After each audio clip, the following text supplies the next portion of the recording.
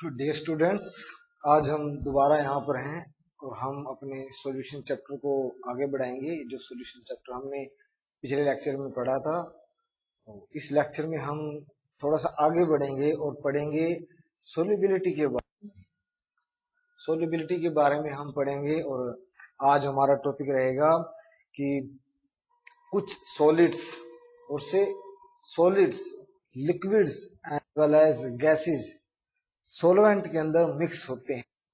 तो वो मिक्स किस तरह से होते हैं, क्या उनका नेचर होता है, मीन्स कि how a substance is soluble in any other substance. So आज हम सोल्यूबिलिटी के बारे में पढ़ेंगे और सबसे पहले हम पढ़ेंगे solubility of a solid into liquid. So solubility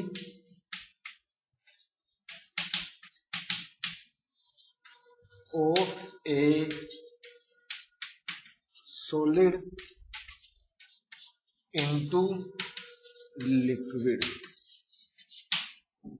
देखिए, हमारे लिए सबसे इंपॉर्टेंट है इस क्वेश्चन का आंसर निकालना। क्या क्वेश्चन है? क्वेश्चन है कि कुछ सॉलिड्स लिक्विड के अंदर, वाटर के अंदर, सपोज हमारे पास जो सॉल्वेंट है वो वाटर है एंड सोल्यूट आप कोई भी सॉलिड ले सकते हैं। सपोज आपने सोडियम क्लोराइड नमक ले लिया और दूसरा सोल्यूट आपने ले लिया सैंड। तो देखिए, आपसे कोई भी क्वेश्चन पूछ सकता है कि नमक, salt is soluble in the water. सभी को पता है salt is highly soluble in the water, but sand is not soluble in the water. Why? So हमें सबसे पहले यही पता करना है कि सोल्यूबिलिटी होती क्या है और सोल्यूबिलिटी किन किन चीजों के ऊपर डिपेंड करती है। तो हम शुरू करेंगे solubility of a solid into liquid. Liquid आप कोई भी मान सकते हैं, जस्ट हम क्या करेंगे, लिक्विड के टाइप्स बता देंगे कि हाउ मेनी टाइप लिक्विड्स और सॉल्वेंट्स आर देयर। तो सबसे पहले हम शुरू करते हैं सोल्यूबिलिटी के बारे में भी, सोल्यूबिलिटी होता क्या है। देखिए, मैं एक जर्नल एग्जांपल से शुरू करूंगा। सपोज करिए you have a beaker containing 100 ml of water, 100 ml of water, और आप इसमें क्या डालना चाहते हैं, नमक डालना चाहते हैं। तो सबसे पहला क्वेश्चन ये होगा कि कितना अमाउंट नमक का हम इसके अंदर ऐड कर सकते हैं। तो सबसे पहले आपने क्या किया, बाहर से 10 ग्राम नमक ऐड कर दिया, देखा कि वो नमक इसके अंदर सोल्यूबल हो चुका है। फिर दोबारा बाहर से दूसरी बार 10 ग्राम NaCl और डाल दिया, 20 ग्राम नमक भी इसके अंदर क्या हो चुका है, डिजोल्व हो चुका है।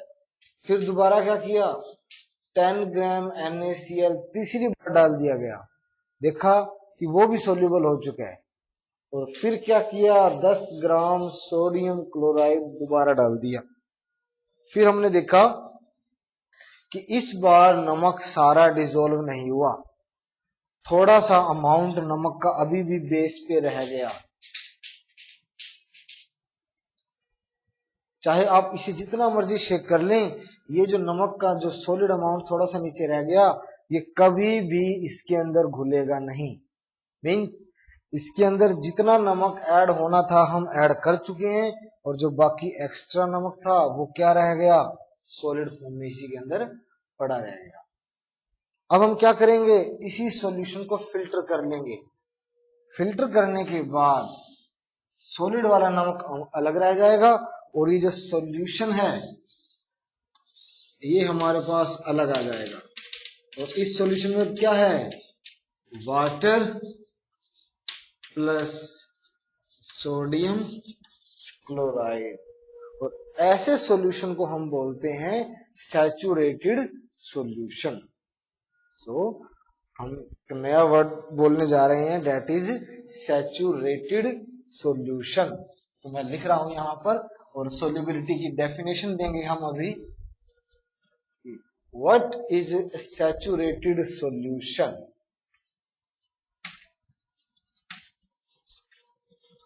Saturated solution. सैचुरेटेड सॉल्यूशन क्या होता है? सैचुरेटेड सॉल्यूशन एक इस तरह का सॉल्यूशन होता है जिसमें हम और ज्यादा सॉल्यूट को ना ऐड कर सके। सपोज करिए हमने जो नीचे ऑब्जर्व किया कि मान लो 100 ml पानी के अंदर आपने 35 ग्राम नमक ही ऐड कर पाए। हम मीन्स 100 ml अगर आपको पानी दे दिया जाए तो आप उसमें सिर्फ 35 ग्राम नमक ही ऐड कर सकते हैं। 35 से अगर ऊपर आपने नमक डाल दिया तो वो उसके अंदर घुलेगा नहीं बल्कि सॉलिड फॉर्म में नीचे बैठ जाएगा। तो हम क्या कहेंगे कि 100 ml पानी के अंदर मैक्सिमम अमाउंट नमक का कितना घुला? 35 ग्राम। सो इसकी सोल्युबिलिटी क्या हो जाएगी इस सॉल्यूशन की? 35 ग्राम पर 100 ml। 35 ग्राम पर 100 ml। सो इसकी सोल्युबिलिटी हम यहां से निकाल लेंगे, दैट इज 0.35 ग्राम पर ml। मीन्स 1 ml वाटर के अंदर हम 0.35 ग्राम साल्ट को ऐड कर सकते हैं। सो सैचुरेटेड सॉल्यूशन क्या होता है? मैं डेफिनेशन लिख रहा हूं सैचुरेटेड सॉल्यूशन की और इसके बाद हम सोल्युबिलिटी की डेफिनेशन लिखेंगे। तो देखिए जरा कि सैचुरेटेड सॉल्यूशन इज दैट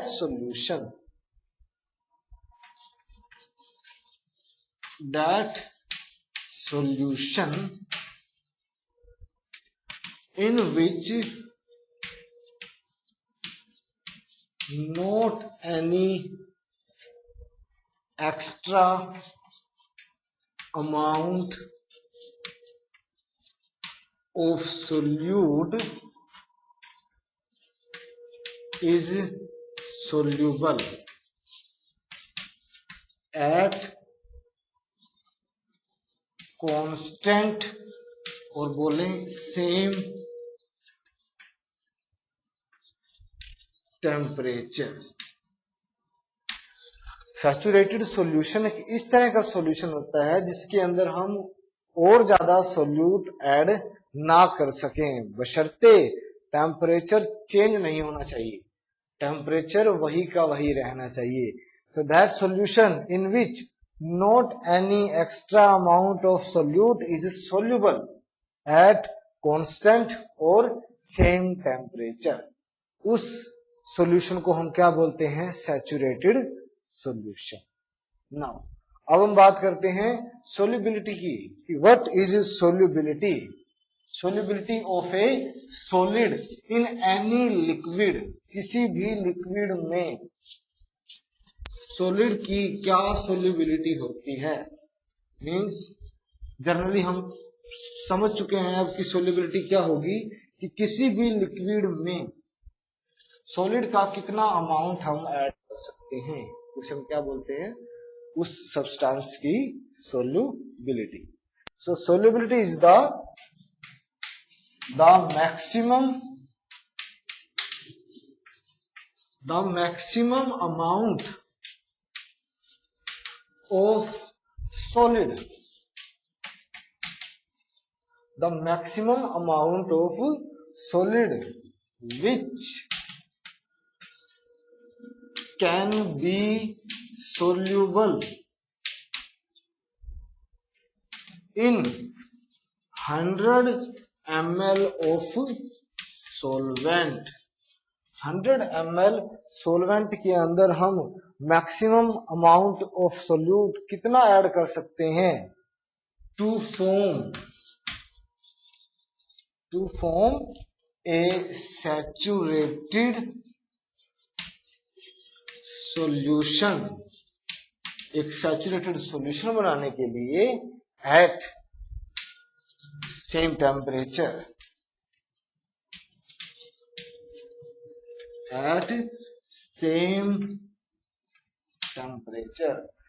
इसे हम क्या बोलेंगे? उस सब्सटेंस की सोल्युबिलिटी। ठीक है कि वो कितना सॉलिड उस सॉल्वेंट के अंदर कितना ऐड हो सकता है, इसे हम क्या बोलेंगे? सोल्युबिलिटी। सोल्युबिलिटी क्या होगा? The maximum amount of solute which can be soluble in 100 ml of solvent to form saturated solution at same या कांस्टेंट टेम्परेचर, इसमें क्या बोलेंगे, सोल्यूबिलिटी। ठीक है, तो अब हम अपने टॉपिक की तरफ बढ़ते हैं कि solubility of a solid in any liquid. तो सबसे पहले हम पढ़ेंगे भी solubility of a solid in any liquid. Solubility हमने अभी डिफाइन कर दी है, तो डेफिनेशन में कोई चेंज नहीं रहेगा, जस्ट हम पढ़ेंगे factor affecting the solubility, factor affecting the solubility. So factors affecting the solubility of a solid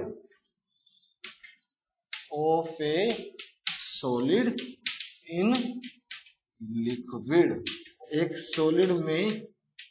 एक सॉलिड को अगर हम लिक्विड में मिक्स करें, उसे सोल्यूबल करें, तो उसकी सोल्यूबिलिटी को कौन कौन से फैक्टर अफेक्ट करते हैं ये हम पढ़ेंगे। सो मेनली यहाँ पर दो फैक्टर होते हैं जो किसी भी सॉलिड की सोल्यूबिलिटी को किसी भी लिक्विड के अंदर अफेक्ट करते हैं।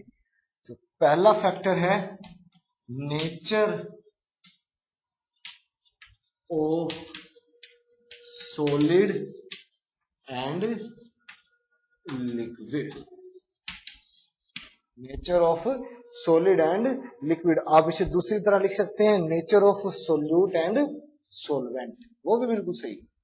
और जो दूसरा फैक्टर है वो है टेम्परेचर। टेम्परेचर भी सोल्यूबिलिटी को क्या करता है, अफेक्ट करता है। तो सबसे पहले हम पढ़ेंगे पहला factor, that is nature of solid and liquid. तो वेरी सिंपल, बहुत इजी है ये, और आप सभी ने इसे कहीं ना कहीं सुना भी होगा, पढ़ा भी होगा कि nature of any solid and liquid can affect the solubility. How? तो यहां पर एक केमिस्ट्री का बहुत इंपॉर्टेंट रूल लगेगा, that is like dissolve like. तो मैं यहां नीचे लिख देता हूं, लाइक डिसॉल्व लाइक। देखिए इसका जनरल बहुत अच्छा एग्जांपल है जनरल लाइफ में, लाइक डिसॉल्व लाइक। देखिए सपोज करिए किसी भी दो बच्चों के अंदर या किन्हीं भी दो लोगों के अंदर अच्छी मित्रता, फ्रेंडशिप कब होगी, जब दोनों के विचार मिलते हों। अगर एक के विचार दूसरे हैं और दूसरे का विचार कुछ और है, तो वो कभी भी अच्छे दोस्त नहीं बन सकते। अच्छे दोस्त बनने के लिए उनके विचार भी क्या होने चाहिए, लगभग सेम होने चाहिए। उसी तरह एक सॉलिड को अगर लिक्विड के अंदर मिक्स होना है, तो जिस तरह के लिक्विड होगा सॉलिड को भी उसी तरह का ही होना। अब बात आती है भी लिक्विड किस तरह का होगा या सॉलिड किस तरह का होना चाहिए। तो हमारे पास, क्योंकि हम केमिस्ट्री पढ़ते हैं और हमारे पास कंपाउंड्स आते हैं, ionic compounds and covalent compounds. बहुत ही इंटरेस्टिंग और सिंपल टॉपिक है केमिस्ट्री का, ionic compounds and covalent compounds, या इसे हम दूसरी तरह बोल सकते हैं polar compounds as well as non polar compounds. और हम इसे तीसरी तरह भी बोल सकते हैं ऑर्गेनिक कंपाउंड्स और नॉन इनऑर्गेनिक कंपाउंड्स। ठीक है, तो आप इन तीन तरीकों से बोल सकते हैं। तीनों तरीकों का मतलब तीनों कैटेगरी एक ही चीज को रिप्रेजेंट करती हैं। जैसे water, what is a water, molecular formula water का क्या होता है, H2O। ये क्या है, ये क्या है, पोलर कोवेलेंट कंपाउंड है। इसमें कोवेलेंट बॉन्ड बन रहे हैं हाइड्रोजन और ऑक्सीजन के बीच, बट हाइड्रोजन और ऑक्सीजन की इलेक्ट्रोनेगेटिविटी के अंदर डिफरेंस के कारण इसमें एक पार्शियली पोलर कैरेक्टर आ जाता है, means delta positive and delta negative. मैं यहां लिख देता हूं, this is the structure of water. Oxygen के ऊपर दो लोन पेयर होते हैं, एक इस तरफ रहेगा और एक इस तरफ रहेगा। दो लोन पेयर होंगे और दो ही ऑक्सीजन के बॉन्ड पेयर होंगे हाइड्रोजन के साथ। और क्योंकि ऑक्सीजन और हाइड्रोजन की इलेक्ट्रोनेगेटिविटी में ज्यादा डिफरेंस होता है, सो ऑक्सीजन के ऊपर डेल्टा नेगेटिव चार्ज, क्योंकि ये इलेक्ट्रॉन्स को अपनी तरफ खींच के रखेगा, और हाइड्रोजन के ऊपर delta positive charge. So this is partially polar compound. इसके अंदर क्या होता है, कोवलेंट बॉन्ड भी है और पोलर कैरेक्टर भी है, तो हम इसे बोलते हैं पोलर कोवलेंट कंपाउंड। अब जो सॉलिड पोलर कोवलेंट होगा या पोलर होगा वो इसके अंदर सोल्यूबल होगा, जैसे कि साल्ट। साल्ट क्या होता है, NaCl, sodium chloride, which can dissociated into Na positive plus Cl negative, means sodium chloride salt is ionic compound or say polar compound, and polar is soluble in the polar, non polar soluble in the non polar। अब बात आती है non polar कौन से होते हैं। Benzene. Benzene is a organic compound having the molecular formula C6H6। Benzene C6H6 which is non polar. ये non polar है।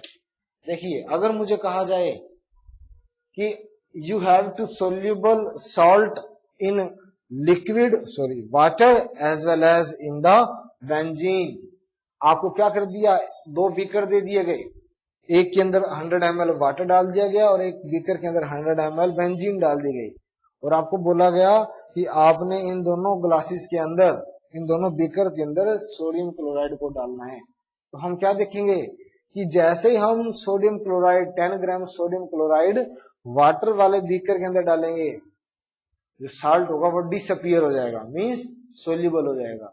बट जैसे मैं उसे बेंजीन वाले बीकर के अंदर डालूंगा वो डिसॉल्व नहीं होगा। कारण क्योंकि बेंजीन क्या है, नॉन पोलर सोलवेंट, और नमक क्या है, polar solvent. So like dissolve like, polar solid polar liquid के अंदर मिक्स होगा, non polar solid non polar liquid के अंदर मिक्स होगा, पोलर कभी नॉन पोलर के अंदर मिक्स नहीं होगा और नॉन पोलर कभी पोलर के अंदर मिक्स नहीं होगा। सो लाइक डिसॉल्व लाइक, ये आपका पहला कंसेप्ट है कि nature of solid and liquid solubility को अफेक्ट कैसे करेंगे, कि अगर पोलर होगा तो वो उसके अंदर ज्यादा मिक्स होगा। अगर कोई भी पोलर सॉलिड है और आपको लिक्विड लेना है तो आप पोलर लिक्विड ही लेंगे, तो सोल्युबिलिटी क्या रहेगी, ज्यादा। बट अगर सॉलिड आपके पास पोलर है और लिक्विड आपके पास नॉन पोलर है, सॉल्वेंट आपके पास नॉन पोलर है, तो सोल्युबिलिटी क्या रहेगी, बहुत कम। So this is the first factor, nature of solid and liquid affect the solubility. And the second factor is temperature. Temperature किस तरह से सोल्युबिलिटी को अफेक्ट करता है, ये आप बहुत अच्छी तरह से जानते हैं। देखिए second factor is the temperature. जैसे आपने क्या किया, आपके पास 100 ml वाटर था और आपने उसके अंदर नमक डाले जा रहे हैं, साल्ट डाले जा रहे हैं, और आपने अभी अभी थोड़ी देर पहले एग्जांपल देखा था कि 35 gram sodium chloride into 100 ml of water, की 35 ग्राम सोडियम क्लोराइड 100 ml पानी के अंदर डिजोल्व हो चुका, इससे ऊपर डिजोल्व नहीं हो रहा। तो आप क्या करें, उस सॉल्यूशन को हीट कर दें, और जैसे ही आप सॉल्यूशन को हीट करेंगे, जो लिक्विड के अंदर जो सॉल्यूशन के पार्टिकल्स हैं उनकी काइनेटिक एनर्जी क्या हो जाएगी, बढ़ जाएगी। काइनेटिक एनर्जी बढ़ेगी, उसके पार्टिकल्स की स्पीड बढ़ेगी, कोई इधर जाएगा कोई उधर, स्पीड बढ़ेगी, और जैसे ही स्पीड बढ़ी उन पार्टिकल्स के अंदर, सॉल्यूशन के पार्टिकल्स के अंदर जगह दोबारा क्रिएट हो जाएगी, और अगर जगह क्रिएट हो गई तो हम थोड़ा सा नमक और भी ऐड कर सकते हैं। ठीक है। सो if temperature increases, solubility also increases। अगर हम टेम्परेचर को बढ़ा रहे हैं तो सोल्यूबिलिटी भी क्या हो रही है, बढ़ रही है। बट कुछ एक ऐसे सॉलिड्स भी होते हैं जिनकी हम अगर टेम्परेचर बढ़ाएं तो सोल्यूबिलिटी कम हो जाती है, जैसे कि lithium sulphate, case 2, this is case 1। भाई अगर हम टेम्परेचर इंक्रीज करें सोल्यूबिलिटी बढ़ जाती है। एग्जांपल आपके सामने दे रहा हूं, NaCl, KCl, ठीक है, ये दो एग्जांपल दे दिए मैंने आपको सॉल्यूशन। अब केस 2 है, भाई जहां पर हम क्या करें, टेम्परेचर बढ़ाएं तो सोल्यूबिलिटी कम हो जाती है, सोल्यूबिलिटी कम हो जाती है।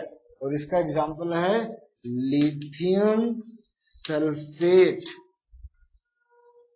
लिथियम सल्फेट, जैसे ही मैंने एक नॉर्मल टेम्परेचर के ऊपर लिथियम सल्फेट को डाला, वो पानी के अंदर मिक्स होना शुरू हो गया। अब सपोज करें मैंने नीचे से टेम्परेचर इंक्रीज कर दिया, हीट प्रोवाइड करने लग गया मैं, और जैसे ही मैंने हीट प्रोवाइड की, जो लिथियम सल्फेट डिसोल्व हो रहा था वो डिसोल्व होना बंद कर देगा और दोबारा क्रिस्टलाइन फॉर्म में आ जाएगा, मींस सॉलिड फॉर्म में बन जाएगा। सो टेम्परेचर इंक्रीजेज, सोल्यूबिलिटी डिक्रीजेज। और कुछ एक ऐसे सॉलिड्स भी होते हैं हमारे पास कि अगर मैं टेम्परेचर इंक्रीज करूं तो पहले उनकी सोल्यूबिलिटी थोड़ी सी बढ़ेगी और बाद में कम हो जाएगी। कुछ एक ऐसे सॉलिड्स भी होते हैं, जैसे कि मेरे पास एग्जांपल है, मैं यहां लिख रहा हूं sodium sulphate decahydrate, sodium sulphate decahydrate Na2SO4.10H2O। जैसे मैं इसे पानी के अंदर डालूंगा और टेम्परेचर इंक्रीज करूंगा, पहले तो इसकी सोल्यूबिलिटी बढ़ेगी अप टू 33 डिग्री सेल्सियस। जब तक टेम्परेचर 33 तक नहीं पहुंचता इसकी सोल्यूबिलिटी बढ़ेगी, और जैसे ही टेम्परेचर 33 से आगे जाएगा इसकी सोल्यूबिलिटी कम हो जाएगी। सो हमारे पास टेम्परेचर के 3 केस बनते हैं। पहला केस जहां पर अगर मैं टेम्परेचर इंक्रीज करूं सोल्यूबिलिटी भी इंक्रीज हो जाती है, example NaCl, KCl in water. दूसरा, टेम्परेचर इंक्रीज करूं सोल्यूबिलिटी डिक्रीज हो जाती है, एग्जांपल है लिथियम सल्फेट। अगर इन एक्वस सॉल्यूशन, अगर मैं इसे पानी के अंदर डाल के हीट कर दूं तो इसकी सोल्यूबिलिटी डिक्रीज होना शुरू हो जाएगी। और जो केस थर्ड है उसमें क्या है, सोल्यूबिलिटी पहले इंक्रीज करेगी विद इंक्रीज इन टेम्परेचर, और बाद में up to a certain limit, एक लिमिट तक पहुंचने के बाद अगर मैं टेम्परेचर और इंक्रीज करता हूं तो सोल्यूबिलिटी डिक्रीज हो जाएगी। And the example is sodium sulphate decahydrate. So this is the solubility of a solid and the factors which affect the solubility of a solid in a liquid। अब यहां पे तीसरा factor भी होता है जिसे हम पढ़ते नहीं, वो पढ़ते नहीं मतलब उस फैक्टर का कोई भी अफेक्ट नहीं होता। जैसे उसका नाम है प्रेशर, जो थर्ड फैक्टर है उसका नाम है pressure. Can pressure also affect the solubility of a solid? No, बहुत कम अफेक्ट करेगा, very very little affect by the pressure. कारण, उसका कारण है कि जो प्रेशर है, जो सॉलिड है वो इनकम्प्रेसिबल होता है, कंप्रेसिबल नहीं होता। सो प्रेशर का उसके ऊपर कोई इफेक्ट ही नहीं रहेगा। So pressure makes a very little effect on the solubility of a solid. Now अब हम पढ़ते हैं solubility of A gas in any liquid. Solubility of a gas in any liquid, definition में कोई चेंज नहीं रहेगा, डेफिनेशन सेम रहेगी, but factors change हो जाएंगे। जो फैक्टर अफेक्ट करते हैं वो फैक्टर्स चेंज होते रहेंगे। और जरा ध्यान देंगे, this is very important topic, solubility of A gas.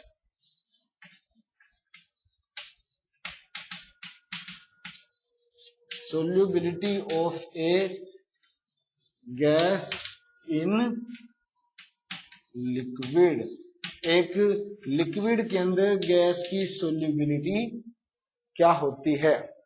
देखिए डेफिनेशन थोड़ी सी इसमें, डेफिनेशन में मामूली सा चेंज हो जाएगा।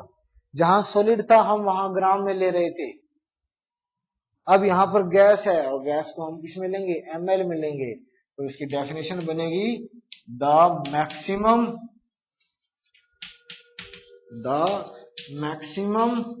amount of a gas in ml, the maximum amount of a gas in ml soluble in a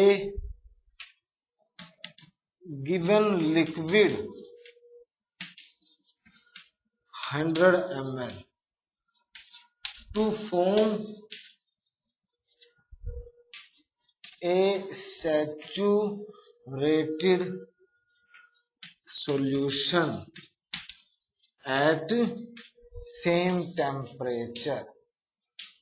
same temperature बोल दें या कांस्टेंट टेम्परेचर बोल दें, कि गैस का मैक्सिमम अमाउंट एक 100 ml लिक्विड के अंदर कब, जब वो एक सैचुरेटेड सॉल्यूशन तैयार करते हैं, तो उससे हम क्या बोलेंगे, solubility of A gas in any liquid. देखिए मैं आपसे एक छोटा सा क्वेश्चन पूछता हूं पहले,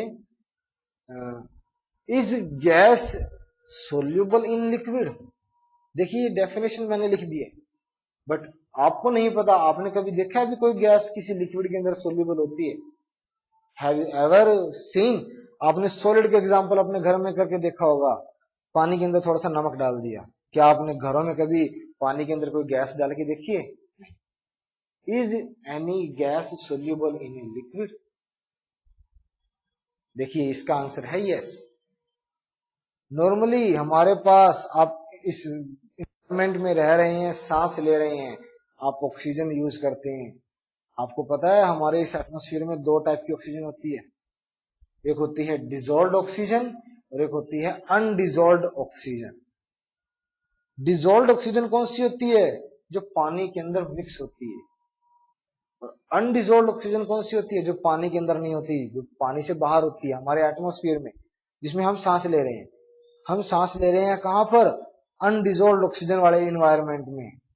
और जो तालाब में या नदियों में मछलियां रहती हैं, वो सांस कहां लेती हैं, देखिए मछलियां बार बार सांस लेने के लिए ऊपर तो नहीं आएंगी, वो क्या करती हैं, वो पानी के अंदर से ही सांस लेती हैं।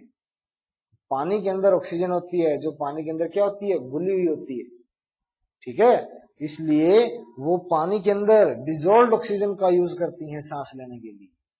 सो gas is soluble in any liquid, gas liquid के अंदर सोल्यूबल होती है, and this is the definition of solubility of A gas.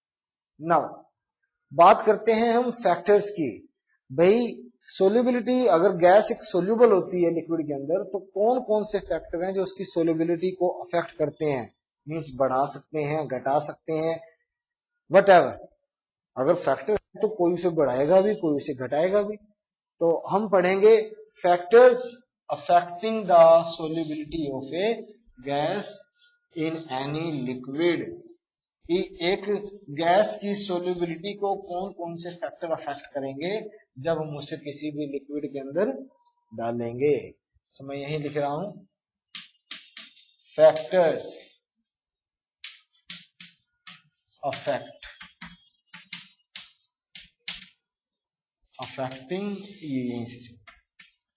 तो हमारे पास यहां 3 इंपॉर्टेंट फैक्टर हैं जो सोल्यूबिलिटी को अफेक्ट करेंगे। पहला फैक्टर लिख रहा हूं मैं, nature nature of gas and liquid. Second factor that is temperature and third factor is pressure. देखिए ये तीन फैक्टर है, मैं पहले से शुरू करता हूं। Nature of gas and liquid, same like dissolve like phenomena यहां पर काम करेगा। लाइक डिजोल्व लाइक, और से polar dissolve polar. Ionic compound dissolve in ionic solvent. Covalent compound soluble in the covalent solid या कोवलेंट सोलवेंट। सो अगर हम बात करें यहां पर तो देखिए nitrogen gas is non polar, oxygen is non polar, CO2 is non polar. अगर मुझे इन तीनों गैस को पानी के अंदर डिसोल्व करना है, एक बार मैंने इसे पानी के अंदर डिसोल्व कर दिया और दूसरी बार मैंने कह दिया N2O2 and CO2, these three gases have to be dissolved in any non-polar solvent। जैसे कि मैं एग्जांपल ले लेता हूं मैं इथर का या बेंजीन का। आप बेंजीन लिख लें। अब मुझे ये बताना है कि N2O2 और CO2 ज्यादा सोल्यूबल रहेंगी वाटर के अंदर या N2O2 CO2 ज्यादा सोल्यूबल रहेंगी बेंजीन के अंदर। तो देखिए यहां पर वाटर का नेचर क्या है, पार्शियली पोलर, और जबकि ये तीनों गैस क्या रहेंगी, नॉन पोलर। तो ये गैसेस पानी के अंदर कम सोल्यूबल होती हैं। और अगर मैं बेंजीन की बात करूं, benzene is a non polar, CO2, O2 and N2 ये तीनों गैसेस भी नॉन पोलर होती हैं। So these three gases are more soluble in the benzene. और अगर मैं दूसरी तरफ बात करूं कुछ और गैसेस लेकर, जैसे कि ammonia gas NH3, sulphur dioxide SO2, इन गैसेस की बात करूं, दीज आर पोलर गैसेस, और ये वाटर के अंदर ज्यादा सोल्यूबल होंगी, मोर soluble in the water rather than benzene. ये बेंजीन के अंदर क्या होंगी, कम सोल्यूबल, बिकॉज इनका नेचर मैच नहीं कर रहा एक दूसरे से। और अगर नेचर मैच नहीं कर रहा तो लाइक डिसॉल्व लाइक फिनोमिना को ओबे नहीं करेंगे, और अगर उस फिनोमिना को ओबे नहीं किया तो मतलब सोल्यूबिलिटी क्या रहेगी, कम। ठीक है। Now second factor is the temperature. Temperature same effect डालेगा जैसा कि हमने सॉलिड के केस में पढ़ा था। टेम्परेचर वहां क्या काम कर रहा था, टेम्परेचर बढ़ाएंगे सोल्यूबिलिटी बढ़ जाएगी, बट यहां पर बिल्कुल रिवर्स हो जाएगा। टेम्परेचर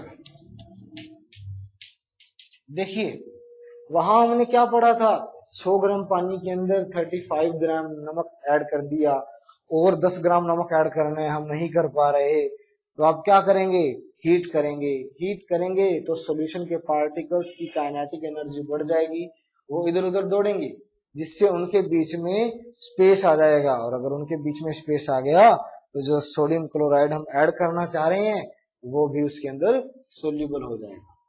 बट अगर मैं बात करूं कि हमें एक लिक्विड के अंदर गैस ऐड करना है तो हम क्या करेंगे, देखिए सपोज करिए आपने 100 ml का एक बीकर लेके उसमें सॉल्यूशन लिक्विड डाल दिया और बाहर से थोड़ी सी गैस ऐड कर दी। ठीक है, अब आपने क्या किया, और थोड़ी सी गैस ऐड करना चाहते हैं, आप उसके अंदर सोल्यूबल करना चाहते हैं और हीट कर दिया आपने।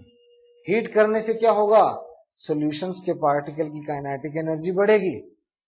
अब याद रखें कि जो इसके अंदर जो सोल्यूट था वो क्या था, गैस, और गैस की तो काइनेटिक एनर्जी पहले से ही ज्यादा होती है, उसके पार्टिकल्स पहले से ही रैंडम मूव कर रहे होते हैं, और आप अगर और हीट प्रोवाइड करेंगे तो उसके पार्टिकल्स की काइनेटिक एनर्जी बहुत ज्यादा हो जाएगी, जिससे क्या हो सकता है, वो सिस्टम को छोड़कर जा सकती है, वो सॉल्यूशन से उस सॉल्यूशन को छोड़कर जा सकती है, और अगर सॉल्यूशन को छोड़कर चली गई तो सोल्यूबिलिटी क्या हो जाएगी, decrease.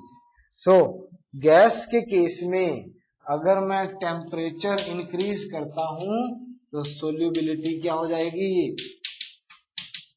Solubility always decreases. If the temperature increases, the solubility of any gas in any liquid decreases. ठीक है? Now, third factor is pressure, and most important factor for the solubility of gas. इसे मैं example के साथ हम पढ़ेंगे, example के साथ स्टडी करेंगे। So, third factor is pressure. देखिए, हमने सॉलिड के केस में प्रेशर पढ़ा ही नहीं था, हमने ये कह दिया था कि प्रेशर का कोई रोल नहीं होता या बहुत कम रोल होता है, कारण क्योंकि जो सॉलिड होता है वो इनकम्प्रेसिबल होता है, हम उसे कंप्रेस नहीं कर सकते, but gases are highly compressible, more compressible होती हैं। सो सोल्यूबिलिटी गैस के ऊपर बहुत, गैस की सोल्यूबिलिटी प्रेशर के ऊपर बहुत ज्यादा अफेक्ट करती है या डिपेंड करती है। देखिए किस तरह, सपोज करिए मेरे पास एक बीकर है और इसके अंदर मैंने क्या कर दिया, पानी डाल दिया,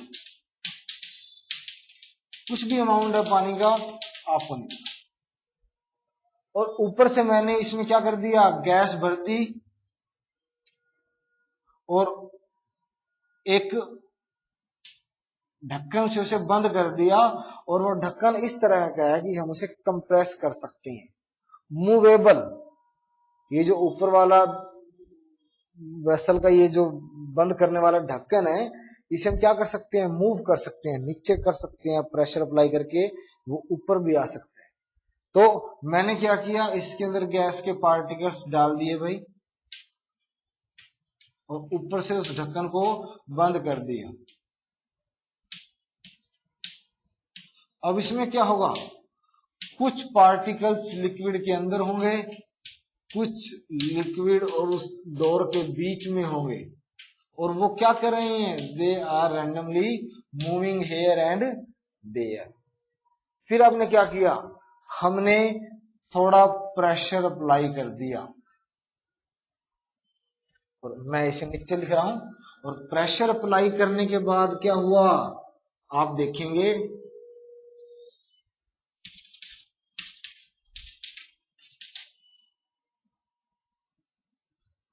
प्रेशर अप्लाई करने के बाद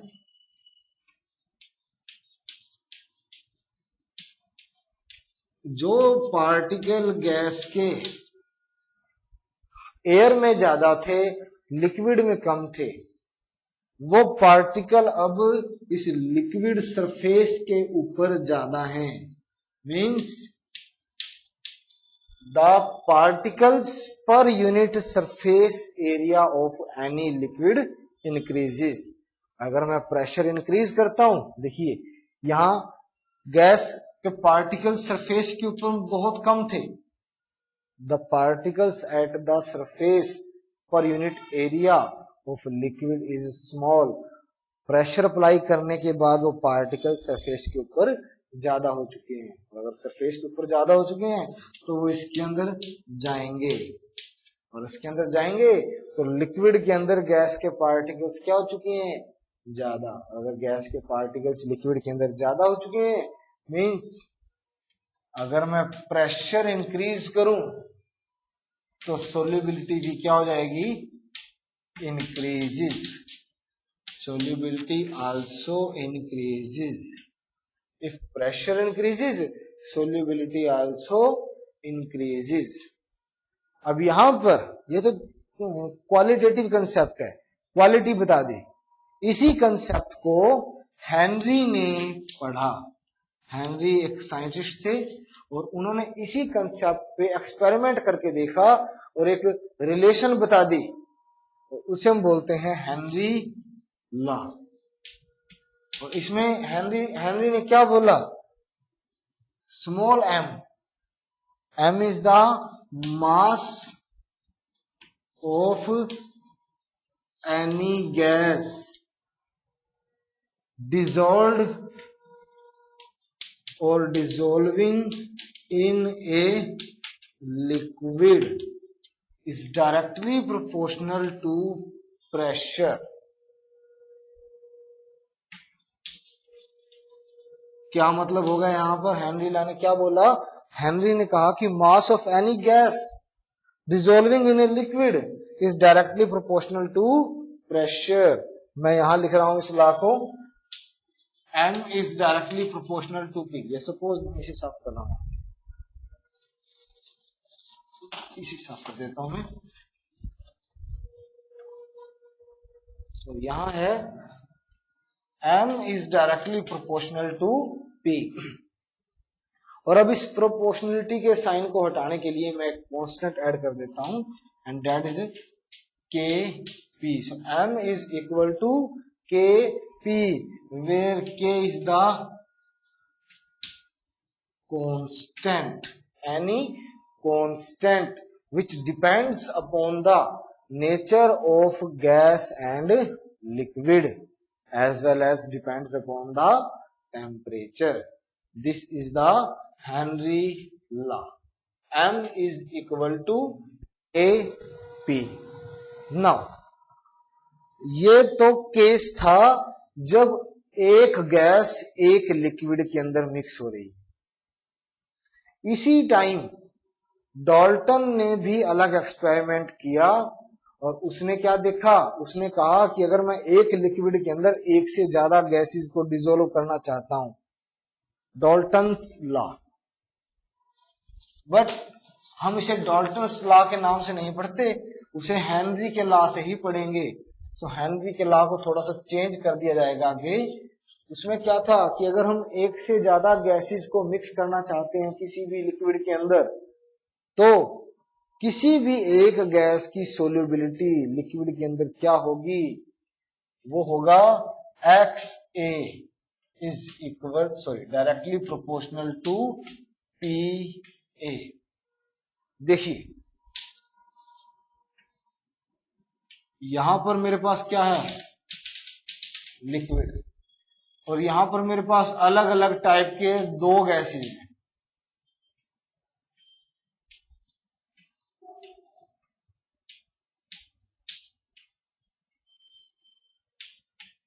ठीक है, मैं प्रेशर इंक्रीज करता हूं तो स्मॉल जो डॉट है वो भी अंदर जाएंगे और जो ये होलो डॉट है ये भी अंदर जाएंगे। मीन दोनों गैसेस इस लिक्विड के अंदर जाएंगी, बट दोनों की सोल्यूबिलिटी की कैपेसिटी या सोल्यूबिलिटी दोनों की क्या होगी, अलग अलग होगी। तो सपोज करो एक गैस है मेरे पास A, जो डार्क पार्टिकल है वो A का है और जो होलो पार्टिकल है वो B का है। तो मैं यहां क्या लिखूंगा, XA is directly proportional to PA, means solubility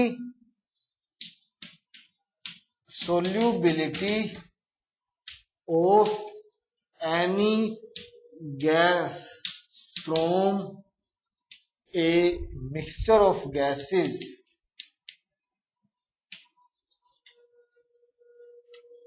in a liquid states as the mole fraction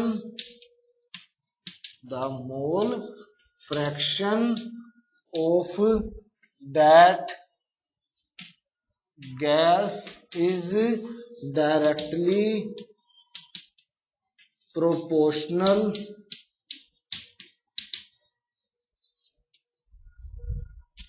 to the partial pressure of that gas। partial pressure of that gas. Mole fraction of A is directly proportional to partial pressure of A. अब इस proportionality के sign को हटाने के लिए मैं यहां constant add कर देता हूं, which is x A is equal to K dash P A. मैंने इस साइन को हटाने के लिए एक कांस्टेंट ऐड कर दिया, उस कांस्टेंट को नाम दे दिया K dash, and that constant will depends upon the nature of gas and liquid as well as on the temperature. So मैं इसे इक्वेशन 1 मान लेता हूं और इसे इक्वेशन 2 मान लिया मैंने. अब इक्वेशन 2 को सोल्व करके मैं लिखूंगा एक्स ए इंटू में 1 by K dash is equal to P A. This is equation number 3. और इस 1 बाय के डैश को हम के एच से डिनोट करेंगे, K H is equal to P A. और ये जो के एच है, this K H is known as Henry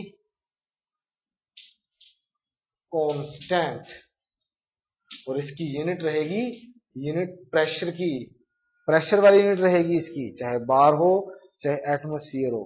क्यों? क्योंकि देखिए P A is equal to x A into K H.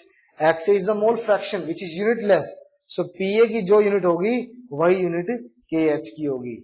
So this is the Henry equation.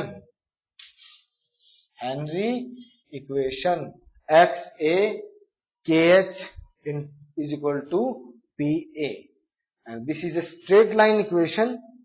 अगर आप mathematics की समझ रखते हैं, this is a straight line equation, और आप एक डायरेक्ट ग्राफ यहां से तैयार कर सकते हैं. मैं इस इक्वेशन को लिखकर यहां ग्राफ तैयार करता हूं. इक्वेशन है P A is equal to x A into में के एच, और स्ट्रेट लाइन इक्वेशन होती है y is equal to M X plus C. So मैं P A is y axis को मैं पी ए मान लेता हूं, और एक्स ए मोल फ्रैक्शन को मैं एक्स एक्सिस मान लेता हूं, and we get a straight line passing through the center, and this slope is equal to kh, Henry constant. Means if, यहां से आप कंक्लूजन निकाल सकते हैं. मैं इस इक्वेशन का कंक्लूजन निकालता हूं कि इन सभी का क्या मतलब है, क्या कंक्लूजन है, और टेम्परेचर का क्या इफेक्ट रहेगा. देखिए कंक्लूजन,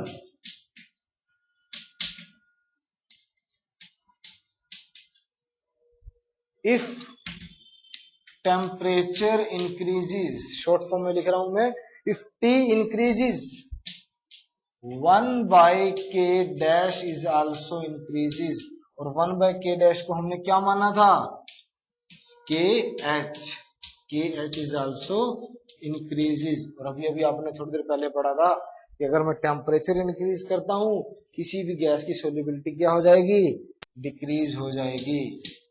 सोल्यूबिलिटी डिक्रीजेस. सो अगर आपसे डायरेक्टली पूछ लिया जाए कि अगर मैं KH की वैल्यू को बढ़ाता हूं तो सोल्यूबिलिटी के ऊपर क्या इफेक्ट रहेगा, सोल्यूबिलिटी डिक्रीज हो जाएगी. अगर मैं किसी सॉल्यूशन का टेम्परेचर बढ़ाता हूं तो उसमें जो गैस है उसकी सोल्यूबिलिटी क्या हो जाएगी, डिक्रीज हो जाएगी.